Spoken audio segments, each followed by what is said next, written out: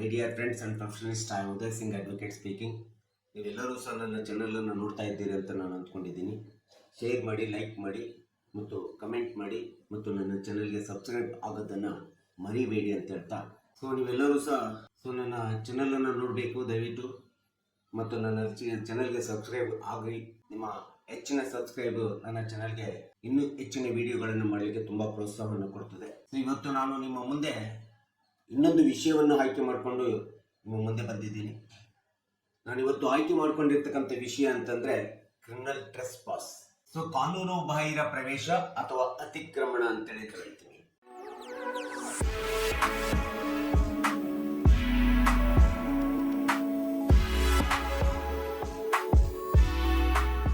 ಭಾರತೀಯ ದಂಡ ಸಂಹಿತೆ ಸೆಕ್ಷನ್ 441 ನಾವು ನೋಡಿದಾಗ ಕಾನೂನು ಬಾಹಿರ ಪ್ರವೇಶ ಅತಿಕ್ರಮಣದ ಬಗ್ಗೆ ಹೇಳ್ತೀವಿ. ಯಾಕಂದ್ರೆ ನೀವು ಕೆಲವೊಂದು ಸಂದರ್ಭದಲ್ಲಿ ನಾವೇನ್ ಮಾಡ್ತೀವಿ ಅಂತಂದ್ರೆ, ಇನ್ನೊಬ್ಬರ ಮನೆಗಳಲ್ಲಿ ಅತಿಕ್ರಮಣವಾಗಿ ಪ್ರವೇಶ ಮಾಡತಕ್ಕಂಥದ್ದು ಅಥವಾ ಇನ್ನೊಬ್ಬರ ಭೂಮಿಯಲ್ಲಿ ಹೊಲದಲ್ಲಿ ಪ್ರವೇಶ ಮಾಡಿ ಅವರ ಆಸ್ತಿಗೆ, ಪ್ರಾಪರ್ಟಿಗೆ ಹಾನಿ ಅಥವಾ ತೊಂದರೆ ಉಂಟು ಮಾಡತಕ್ಕಂಥದ್ದೇನಿದೆಯಲ್ಲ, ಇದನ್ನ ಕ್ರಿಮಿನಲ್ ಟ್ರೆಸ್ಪಾಸ್ ಅಂತೇಳಿ ನಾವು ಕರಿತೀವಿ. ಅಥವಾ ಇನ್ಯಾವುದೋ ದ್ವೇಷ ಅಥವಾ ದುರುದ್ದೇಶವನ್ನು ಇಟ್ಕೊಂಡು ಅವರಿಗೆ ತೊಂದರೆ ಕೊಡಬೇಕು, ಹಾನಿ ಮಾಡಲೇಬೇಕು ಎಂಬತಕ್ಕಂಥ ಹಿನ್ನೆಲೆಯನ್ನು ಇಟ್ಕೊಂಡು ಇನ್ನೊಬ್ಬರ ವಾಹನವನ್ನ ಹಾನಿ ಉಂಟು ಮಾಡತಕ್ಕಂಥದ್ದು, ವಾಹನಕ್ಕೆ ಅಥವಾ ಇನ್ನೊಬ್ಬರ ಮನೆಗೆ ಹಾನಿ ಉಂಟು ಮಾಡತಕ್ಕಂಥದ್ದು, ಆಸ್ತಿಗೆ ಹಾನಿ ಉಂಟು ಮಾಡತಕ್ಕಂಥದ್ದು ಅಥವಾ ಭೂಮಿಗೆ ಅಥವಾ ಪ್ರಾಪರ್ಟಿಗೆ ಯಾವುದೇ ವಿಧವಾದಂತ ಹಾನಿಯನ್ನ, ತೊಂದರೆಯನ್ನು ಕೊಡತಕ್ಕಂಥದ್ದು ಸಹ ಇದನ್ನ ನಾವು ಕ್ರಿಮಿನಲ್ ಟ್ರೆಸ್ಪಾಸ್ ಅಥವಾ ಕಾನೂನು ಬಾಹಿರ ಪ್ರವೇಶ ಅಥವಾ ಅತಿಕ್ರಮಣ ಅಂತೇಳಿ ನಾವು ಹೇಳ್ತೀವಿ. ಇನ್ನು ಕೆಲವೊಂದು ಸಂದರ್ಭದಲ್ಲಿ ನಮಗೆ ಗೊತ್ತಿದೆ,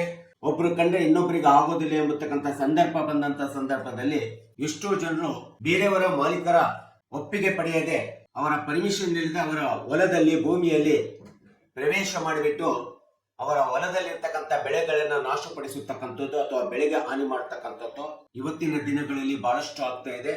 ಇದನ್ನು ನಾವು ಕಾನೂನು ಬಾಹಿರ ಅತಿಕ್ರಮಣ ಅಥವಾ ಪ್ರವೇಶ ಅಥವಾ ಕ್ರಿಮಿನಲ್ ಟ್ರೆಸ್ಪಾಸ್ ಅಂತೇಳಿ ನಾವು ಹೇಳಬೇಕಾಗುತ್ತೆ.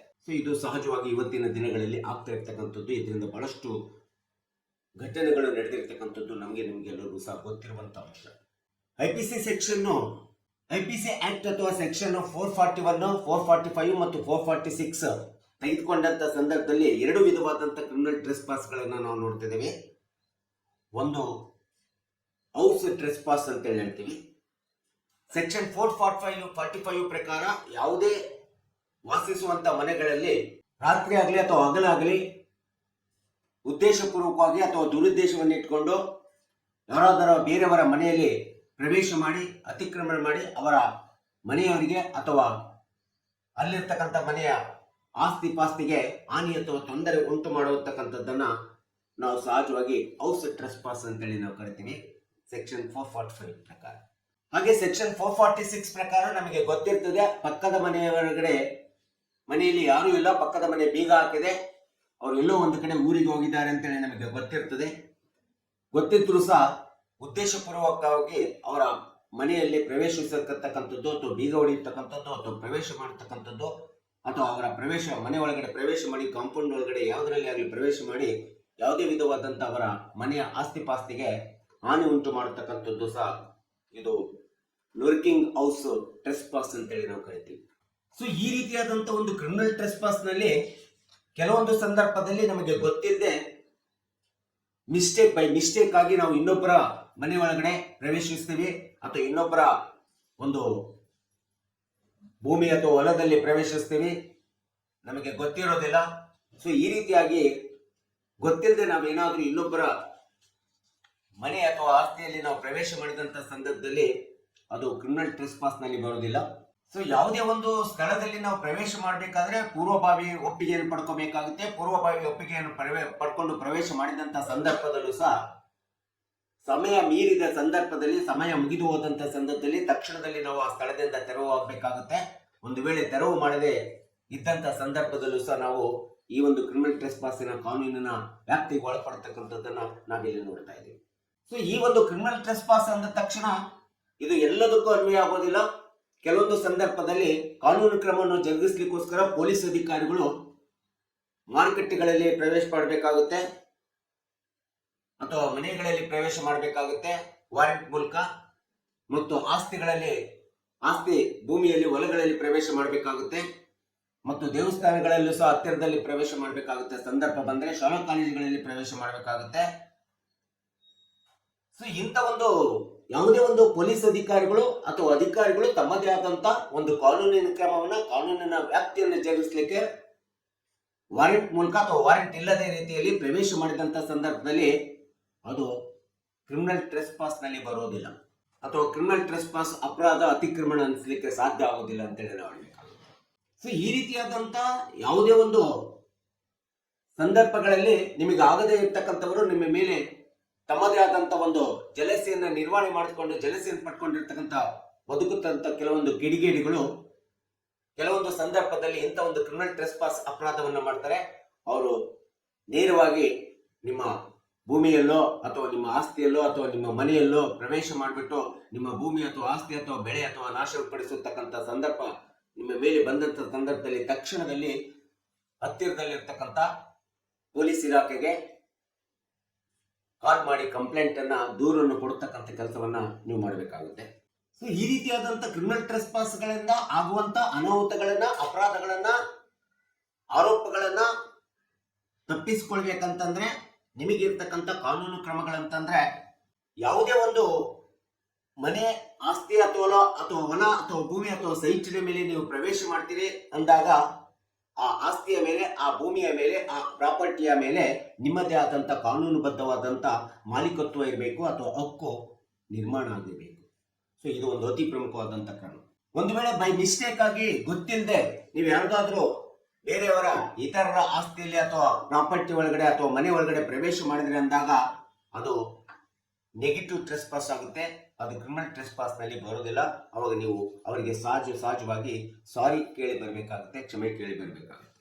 ಇನ್ನು ಮೂರನೇದಾಗಿ ಕಾನೂನುಬದ್ಧವಾದಂತ ಒಪ್ಪಿಗೆಯನ್ನು ಪಡೆದು, ಪರ್ಮಿಷನ್ ಪಡೆದು ನೀವು ಬೇರೆಯವರ ಆಸ್ತಿ ಅಥವಾ ಮನೆ ಇಲ್ಲಿ ಪ್ರವೇಶ ಮಾಡದಂತ ಸಂದರ್ಭದಲ್ಲಿ ಯಾವುದೇ ವಿಧವಾದಂತ ಕ್ರಿಮಿನಲ್ ಇಂಟೆನ್ಷನ್ ಇಲ್ಲ ಅಂದಂತ ಸಂದರ್ಭದಲ್ಲಿ ಆ ಸಂದರ್ಭದಲ್ಲೂ ಸಹ ನೀವು ಕ್ರಿಮಿನಲ್ ಟ್ರೆಸ್ಪಾಸ್ ನಿಂದ ರಕ್ಷಿಸಿಕೊಳ್ಳಿಕ್ಕೆ ಸಾಧ್ಯ ಆಗ್ತದೆ.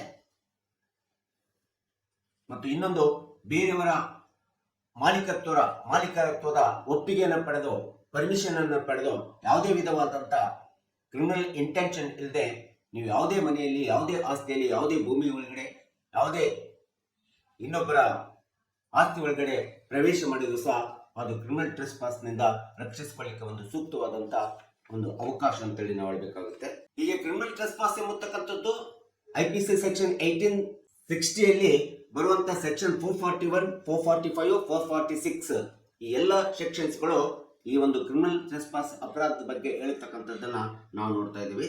ಸೊ ಇದರಲ್ಲೂ ಸಹ ಕ್ರಿಮಿನಲ್ ಟ್ರೆಸ್ಪಾಸ್ ಅಂತೇಳಿ ಬರ್ತದೆ ಮತ್ತು ಸಿವಿಲ್ ಟ್ರೆಸ್ಪಾಸ್ ಅಂತೇಳಿ ಬರ್ತದೆ. ಯಾವುದೇ ಅಪರಾಧದ ಇಂಟೆನ್ಷನ್ ಅನ್ನ ಉದ್ದೇಶಪೂರ್ವಕವಾಗಿ ಉದ್ದೇಶವನ್ನು ಇಟ್ಕೊಂಡು, ಇಂಟೆನ್ಷನ್ ಅನ್ನು ಇಟ್ಕೊಂಡು ನಾವು ಇನ್ನೊಬ್ಬರಿಗೆ ಹಾನಿ ಉಂಟು ಮಾಡಿದಾಗ, ಇನ್ನೊಬ್ಬರ ಮನೆಯಲ್ಲಿ ಆಸ್ತಿಯಲ್ಲಿ ಪ್ರವೇಶ ಮಾಡಿ ಹಾನಿ ಉಂಟು ಮಾಡಿದಾಗ ಇದನ್ನ ಕ್ರಿಮಿನಲ್ ಟ್ರೆಸ್ಪಾಸ್ ಅಂತ ಹೇಳ್ತೀವಿ. ಆದ್ರೆ ಯಾವುದೇ ಪರ್ಮಿಷನ್ ಇಲ್ಲದೆ, ಅವರ ಒಪ್ಪಿಗೆ ಇಲ್ಲದೆ, ಮಾಲೀಕರ ಒಪ್ಪಿಗೆ ಇಲ್ಲದೆ ಬೈ ಮಿಸ್ಟೇಕ್ ಆಗಿ ಅವರ ಪ್ರಾಪರ್ಟಿ ಅಥವಾ ಮನೆಯೊಳಗೆ ಪ್ರವೇಶ ಮಾಡಿದಂತ ಸಂದರ್ಭದಲ್ಲಿ ಯಾವುದೇ ಕ್ರಿಮಿನಲ್ ಇಂಟೆನ್ಷನ್ ಇಲ್ಲ ಅಂದ್ರೂ ಸಹ ಅದು ಸಿವಿಲ್ ಟ್ರೆಸ್ಪಾಸ್ ನಲ್ಲಿ ಬರ್ತಕ್ಕಂಥದ್ದನ್ನ ನಾವು ನೋಡ್ತಾ ಇದ್ದೀವಿ. ಸೊ ಹೀಗೆ ಈ ಒಂದು ಕ್ರಿಮಿನಲ್ ಟ್ರೆಸ್ಪಾಸ್ ಎಂಬತಕ್ಕಂಥದ್ದು ಬಹಳಷ್ಟು ಜನರಿಗೆ, ಸಾರ್ವಜನಿಕರಿಗೆ ಮತ್ತು ಕಕ್ಷಿದಾರರಿಗೆ ಇದರ ಬಗ್ಗೆ ತುಂಬಾ ತಿಳ್ಕೊಳ್ಳತಕ್ಕಂಥದ್ದು ತುಂಬಾ ಅವಶ್ಯಕತೆ ಇದೆ.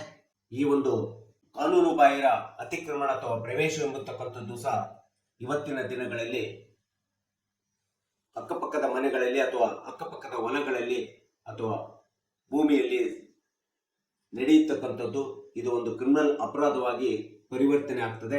ಇದರ ಮೇಲೆ ಕಾನೂನು ತನ್ನದೇ ಆದಂತ ಕ್ರಮವನ್ನು ಜರುಗಿಸ್ತದೆ.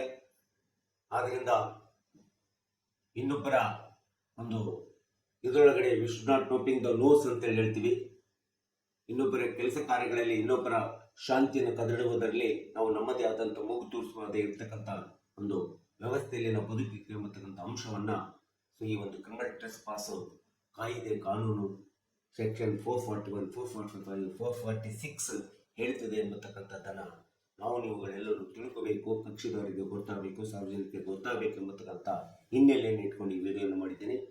ಈ ವಿಡಿಯೋ ಇಷ್ಟ ಆಗಿದ್ದರೆ ದಯವಿಟ್ಟು ಕಮೆಂಟ್ ಮಾಡಿ, ಶೇರ್ ಮಾಡಿ, ಲೈಕ್ ಮಾಡಿ ಮತ್ತು ನನ್ನ ವಿಡಿಯೋಗೆ ಸಬ್ಸ್ಕ್ರೈಬ್ ಆಗೋದನ್ನು ಮರಿಬೇಡಿ ಅಂತ ಹೇಳ್ತಾ ಇವತ್ತಿನ ವಿಷಯಕ್ಕೆ ವಿರಾಮವನ್ನು ಹೇಳ್ತೀನಿ. ಇನ್ನೊಂದು ವಿಷಯವನ್ನು ತೆಗೆದುಕೊಂಡು ನಾನು ನಿಮ್ಮ ಮುಂದೆ ಬರ್ತೀನಿ. ಜೈ ಹಿಂದ್, ಜೈ ಕರ್ನಾಟಕ.